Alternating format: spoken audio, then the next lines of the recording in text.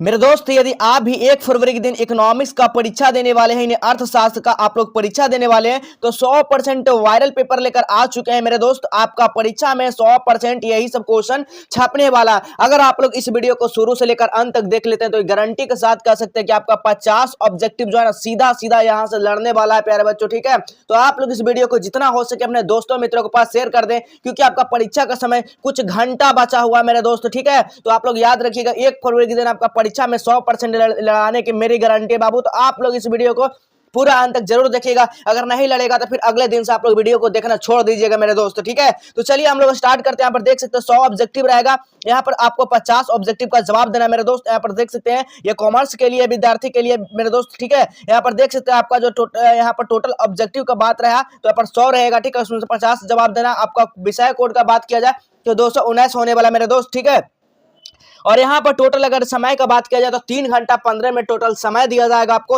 आराम से क्वेश्चन को सॉल्व कर पाएंगे। ठीक है, चलिए हम लोग पूरा इसका ऑब्जेक्टिव क्वेश्चन देखते हैं मेरे दोस्त। तो चलिए आइए वैसा क्वेश्चन लेकर आ गए जो सीधा कल के परीक्षा में छपने वाला है, यानी 1 फरवरी के दिन परीक्षा में आपको छपने वाला क्वेश्चन लेकर आ चुके हैं मेरे दोस्त। चलिए पहला क्वेश्चन देखिएगा क्या पूछा गया। पहला क्वेश्चन आपसे एग्जाम हॉल में यही पूछे जाएंगे। ठीक है, ऐसी वस्तुएं जिनका एक दूसरे के बदले प्रयोग किया जाता है वो कहलाती है, वो क्या कहलाएगी मेरे दोस्त? जिनका ऐसी वस्तु है, ठीक है, कोई वस्तु है उसके एक दूसरे के बदले उसका प्रयोग किया जाता है, उसको हम लोग क्या बोलते हैं मेरे दोस्त? तो याद रखिएगा पूरक वस्तुएं बोलते हैं। इसका सही जो आंसर हो जाएगा मेरे दोस्त ऑप्शन नंबर ए हो जाएगा, बिल्कुल राइट आंसर हो जाएगा। ठीक है, चलिए अगला क्वेश्चन देखिएगा मेरे दोस्त। अगला क्वेश्चन काफी शानदार है जी। देखिएगा अगला क्वेश्चन क्या है। मांग वक्र की ढाल समानता होती है, माल जो है ना मांग वक्र की ढालता समानता जो होती है ना मेरे दोस्त, वो बाएं से दाएं की नीचे ओर होती है। ऑप्शन नंबर यहाँ पर क्या होगा? बी, बिल्कुल सही आंसर हो जाएगा मेरे दोस्त। अगला क्वेश्चन देखेंगे। अगला क्वेश्चन काफी शानदार है। मांग का यानी कि संकुचन तब होता है जब, मांग का संकुचन तब होता है जब वो क्या होता है? कीमत उसकी बढ़ती है और मांग क्या होता है? घटती है। तो इसका राइट आंसर क्या होगा मेरे दोस्त? ऑप्शन नंबर ए हो जाएगा। कहां से वायरल क्वेश्चन पेपर को प्राप्त कर पाएंगे सब कुछ आपको इस वीडियो में बताएंगे। इस वीडियो को शुरू से लेकर अंत तक जरूर देखेंगे मेरे दोस्त। ठीक है, अगला क्वेश्चन है राष्ट्रीय आय की गणना जो है निम्नलिखित में से किसे सम्मिलित यानी कि सम्मिलित किया गया है? आपको बताना मेरे दोस्त कि राष्ट्रीय की गणना, ठीक है, राष्ट्रीय आय की जो गणना होता है इनमें से कौन सा सम्मिलित किया गया है? इसमें से कौन सा? तो बिल्कुल याद रखिएगा नई अंतिम वस्तुओं को सेवाएं। ऑप्शन नंबर यहाँ पर ए हो जाएगा मेरे दोस्त, बिल्कुल सही आंसर हो जाएगा। ठीक है, अगला क्वेश्चन देखिएगा। जीएनपी जो है ना अब शरीफिती क्या है? इसका सूत्र बताना। इसका राइट जो आंसर हो जाएगा ना वो क्या हो जाएगा? जीएनपी अब यानी कि अब से फितरिक जो है ना नगद यानी कि जीएनपी बटा क्या होगा? जीएनपी गुना 100 हो जाएगा। ठीक है, तो बिल्कुल इसका राइट जो आंसर हो जाएगा ना यानी कि नगद बटा क्या होगा? वास्तविक गुना 100। ऑप्शन नंबर यहाँ पर ए बिल्कुल राइट आंसर हो जाएगा मेरे दोस्त। अगला क्वेश्चन देखिएगा जी। आपका परीक्षा हॉल में 100% छपने वाला क्वेश्चन लेकर आ चुके हैं। मूल्य जो है ना मूल्य वृद्धि से गिफिन वस्तुओं की मांग तो क्या होती है? बढ़ती है या घटती है मेरे दोस्त? तो याद रखिएगा बढ़ जाती है। ऑप्शन नंबर यहाँ पर ए बिल्कुल राइट आंसर हो जाएगा जी। ठीक है, चलिए अगला क्वेश्चन देखिएगा। 7 नंबर क्वेश्चन क्या पूछा गया मेरे दोस्त? 7 नंबर क्वेश्चन का जवाब लगेगा आयताकार अति परवलयाकार मांग वक्र जो है निम्न में से क्या दिखता है? तो याद रखेंगे मेरे दोस्त इसका सही जो आंसर हो जाएगा इकाई मांग लोच। ठीक है, ऑप्शन नंबर यहाँ पर क्या होगा? सी, बिल्कुल राइट आंसर हो जाएगा। चलिए अगला क्वेश्चन का जवाब लगाएंगे मेरे दोस्त। अगला क्वेश्चन काफी शानदार है। आवश्यक वस्तुओं की मांग की लोच होती है, तो याद रखेंगे ये जो शून्य होती है इसकी लोच क्या होती है? शून्य होती है यानी 0 होती है। ऑप्शन नंबर यहाँ पर क्या होगा?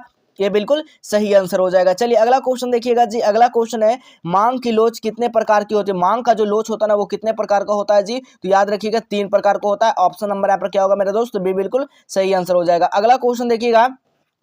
निम्नलिखित में से कौन सा कथन सत्य है? निम्नलिखित में से कौन सा कथन सत्य है मेरे दोस्त? आपको इसमें से बताना है। इसका राइट जो आंसर क्या होगा? देखते हैं कितने विद्यार्थी इसका कमेंट कर पाते हैं, देखते हैं कितने विद्यार्थी इसका सही आंसर कर पाते हैं। 10 का आपका जो भी होगा ए बी, ठीक है, ए बी सी जो आपको इसमें जवाब देना इस तरह से करके, ठीक है, कमेंट बॉक्स में। चलिए अगला क्वेश्चन देखिएगा। सीमांत उपयोग प्रवृत्ति, सीमांत उपयोग प्रवृत्ति का सूत्र क्या होता है? तो याद रखिएगा एमपीसी बराबर क्या होता है?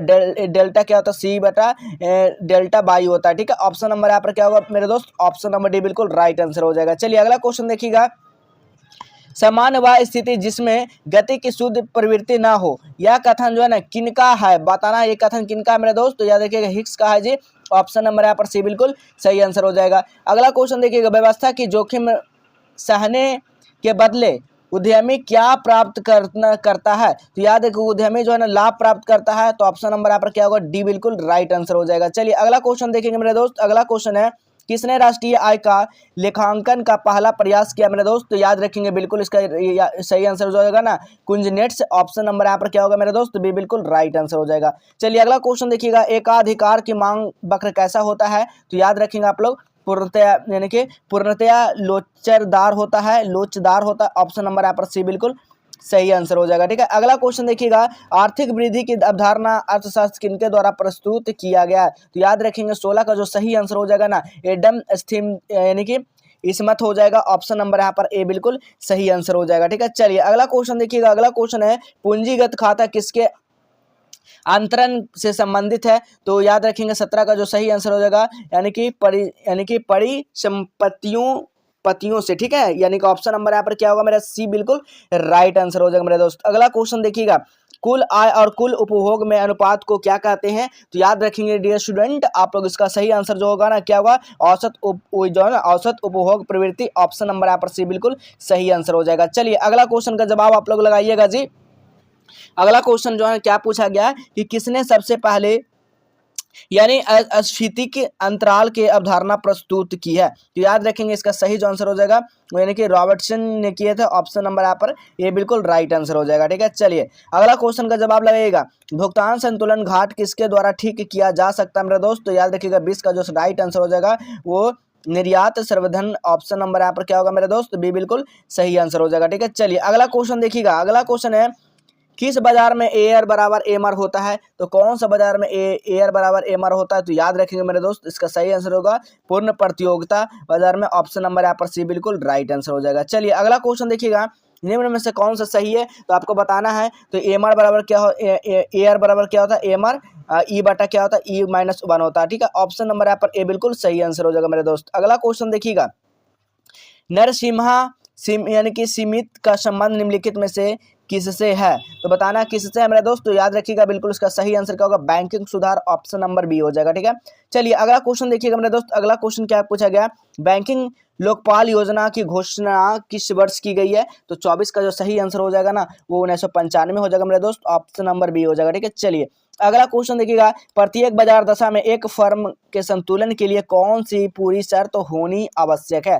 कौन सी शर्त पूरी होनी आवश्यक है? तो एम आर बराबर क्या होता है, एम सी होता है। ठीक है, ऑप्शन नंबर यहाँ पर क्या होगा मेरे दोस्त, बी बिल्कुल राइट आंसर हो जाएगा। ठीक है, चलिए अगला क्वेश्चन देखिएगा जी। अगला क्वेश्चन है, general theory employment interest and money नामक पुस्तक जो है लेखक कौन है? तो इसका लेखक जो है मेरे दोस्त जेम्स किन्सन है। ऑप्शन नंबर यहाँ पर भी बिल्कुल राइट आंसर हो जाएगा। ठीक है, चलिए अगला क्वेश्चन देखिएगा। अगला क्वेश्चन है, कौन सा कथन सत्य मेरे दोस्त? तो सत्य का सत्य पूछा गया है। तो एमपीसी प्लस क्या होता है, एमपीएस बराबर 1 होता है। ठीक है, ऑप्शन नंबर यहाँ पर क्या दिया गया, ऑप्शन नंबर सी में मिल रहा है, बिल्कुल सही आंसर हो जाएगा मेरे दोस्त। अगला क्वेश्चन देखिएगा। अगला क्वेश्चन क्या पूछा गया, अन्य बातों समान रहे तो वस्तु की कीमत पूर्ति की मात्रा धनात्मक संबंध व्यक्त करता है। तो इसका सही जो आंसर हो जाएगा क्या हो जाएगा, मांग का नियम हो जाएगा मेरे दोस्त। ऑप्शन नंबर ए बिल्कुल राइट आंसर हो जाएगा। ठीक है, अगला क्वेश्चन देखिएगा। अगला क्वेश्चन पूछा गया है, सीमांत उपभोग प्रवृत्ति निम्न में से कौन है मेरे दोस्त? तो 29 का सही जो आंसर हो जाएगा क्या होगा, डेल्टा सी बाई क्या होता है, डेल्टा बाई होता है मेरे दोस्त। ऑप्शन नंबर यहाँ पर भी बिल्कुल राइट आंसर हो जाएगा। चलिए अगला क्वेश्चन का जवाब लगाएंगे आप लोग, निम्नलिखित में से कौन जो है ना कथन सत्य है? इसमें से सत्य पूछा गया, आपको बताना कौन सा कथन सत्य मेरे दोस्त। तो याद रखिएगा, अल्पकाल में पूर्ति पूर्णतः लोचेदार होते, बिल्कुल ऑप्शन नंबर ए ही मिल गया, बिल्कुल सही आंसर हो गया। ठीक है, अगला क्वेश्चन देखिएगा, जब कुल उपयोगिता अधिकतम होती है तो सीमांत उपयोगिता क्या होता है मेरा दोस्त? तो याद रखिएगा शून्य होती है।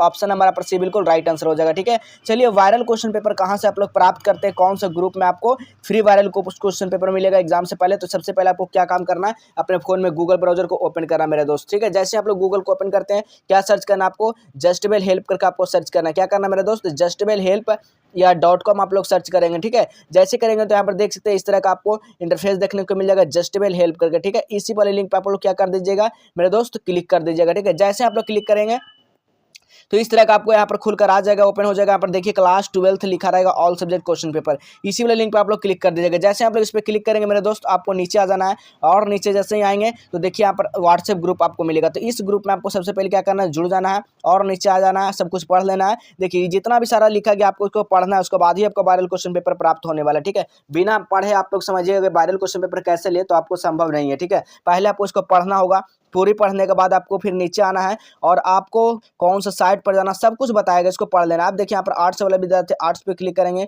कॉमर्स वाले विद्यार्थी जो है कॉमर्स पे क्लिक करेंगे और साइंस वाले विद्यार्थी साइंस पे क्लिक करेंगे। ठीक है, देख सकते हैं यहाँ पर तो सारा यहाँ पर लिंक दे दिया गया है और यहाँ से डायरेक्ट क्वेश्चन पेपर यहाँ से उठाकर आप लोग डाउनलोड भी कर सकते हैं। ठीक है, तो लेकिन उसके पहले आपको पढ़ना होगा कैसे डाउनलोड होगा नहीं होगा। ठीक है, जब तक पढ़ेंगे नहीं जब तक आपको समझ में नहीं आने वाला है। चलिए 31 नंबर क्वेश्चन क्या पूछा गया है। 31 नंबर काफी शानदार है। जब कुल उपयोगिता अधिकतम होती है तो सीमांत उपयोगिता क्या होता है मेरे दोस्त, तो याद रखेंगे आप लोग शून्य होती है, अभी बता चुके हैं आप लोग। चलिए अगला क्वेश्चन देखिएगा, सबसे पहले किसने माइक्रो शब्द का प्रयोग किया। जो सबसे पहले जो माइक्रो शब्द का जो प्रयोग हुआ ना वो कौन किए थे, तो याद रखिएगा रेगनर फ्रिश ने किए थे। ऑप्शन नंबर यहाँ पर क्या होगा मेरे दोस्त, ऑप्शन नंबर डी हो जाएगा।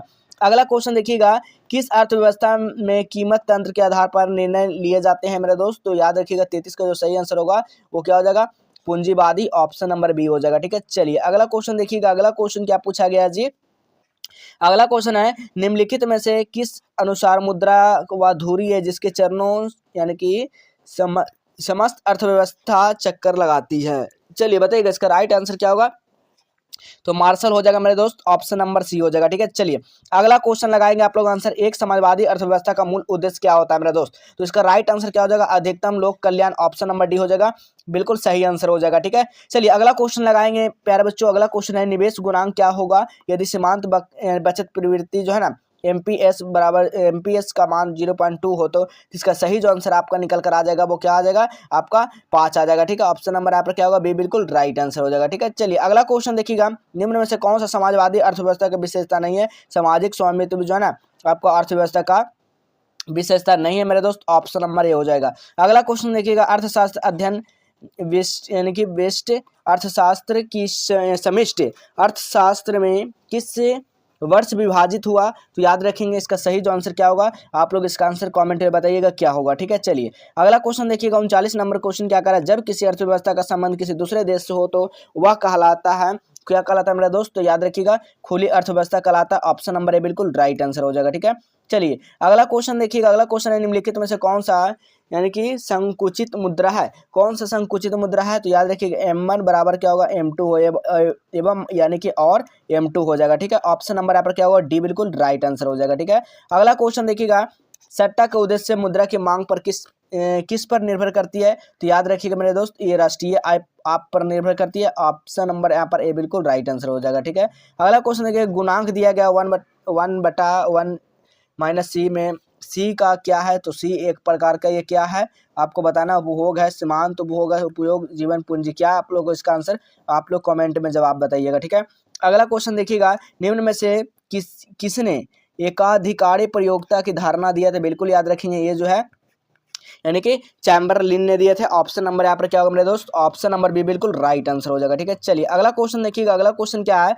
भुगतान संतुलन में असंतुलन निम्न में से कौन सा आर्थिक कारण है मेरे दोस्त, तो 44 का जो सही आंसर हो जाएगा वो व्यापार चक्र है, ऑप्शन नंबर यहाँ पर सी बिल्कुल राइट आंसर हो जाएगा। ठीक है, अगला क्वेश्चन देखिएगा, दृश्य मंदों में अंतर्गत किससे शामिल किया गया, तो 45 का जो राइट आंसर होगा मशीन, ऑप्शन नंबर यहाँ पर क्या होगा, सी बिल्कुल राइट आंसर हो जाएगा। ठीक है, अगला क्वेश्चन देखिएगा, निम्नलिखित में से कौन सी वस्तु किसी देश के भुगतान संतुलन में चालू खाते को क्रेडिट पक्ष में दर्ज दिया जाएगा, तो इसका सही जो आंसर हो जाएगा ना वो चाय का निर्यात, ऑप्शन नंबर यहाँ पर सी बिल्कुल सही आंसर हो जाएगा। अगला क्वेश्चन देखिएगा, निम्नलिखित में से कौन सा कथन गलत है, इसमें से गलत बताना है, तो अदृश्य मंदों का अंतर्गत कपड़ा और मशीन शामिल किया जाता है, ये गलत है, ऑप्शन नंबर यहाँ पर सी बिल्कुल राइट आंसर हो जाएगा। ठीक है, अगला क्वेश्चन देखिएगा, रोजगार गुणक सिद्ध यानी कि सिद्धांत के जनक कौन है, तो याद रखिएगा 48 का जो राइट आंसर होगा वो काहन है, ऑप्शन नंबर यहाँ पर बी हो जाएगा मेरे दोस्त, बिल्कुल सही आंसर हो जाएगा। ठीक है,